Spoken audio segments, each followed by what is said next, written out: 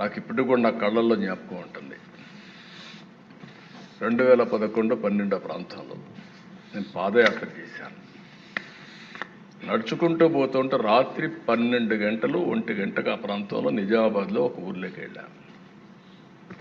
దారిలో పోతా ఉంటే రోడ్డు మీద కూర్చొని చలిమంట వేసుకుంటున్నారు. జనవరి ఫిబ్రవరికి అంతా మీకు ఐడియా ఉంటుంది. అక్కడ పోయినప్పుడు నేను కాసేపు మాట్లాడదామని చెప్పి మాట్లాడిన సమస్యని, సార్ చాలా బాధ ఉంది మాకు, ఎప్పుడు కరెంట్ వస్తుందో తెలియదు, అందుకని రాత్రి జాగారం చేస్తున్నాం అని చెప్తూ వాళ్ళు కుర్రాడు, సార్ నువ్వేం చేస్తావు? ఆయన కుర్రాడు బాబు, నేను ఇంజనీరింగ్ చదువుతున్నాను. ఏంటా ఎందుకు వచ్చావు అన్నమాట. సార్ మా నాన్న జీవితం అంతా కూడా పాపం నా కోసం చదివించడానికి కష్టపడుతున్నాడు. ఎవ్రీడే వచ్చి ఇక్కడ ఉండేవాడు మిషన్ వేయడానికి. నేను హాలిడేస్లో వచ్చాను.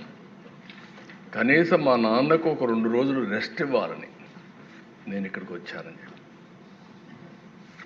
అప్పుడు నేను అడిగాను, ఏంటి ధైర్యంగా ఉన్నా అంటే, లేదు సార్ భయం వేస్తూ ఉంది, పేపర్లో వస్తున్నాయి, పాములు గరుస్తున్నాయని, చీకటి ఉంటుంది, పంప్ సెట్ అయిపోయినప్పుడు పాములు గరుస్తున్నాయని, భయంగా పోయి వేస్తుందని నా కుర్రాడు చెప్పినప్పుడు నేను చాలా బాధపడ్డా.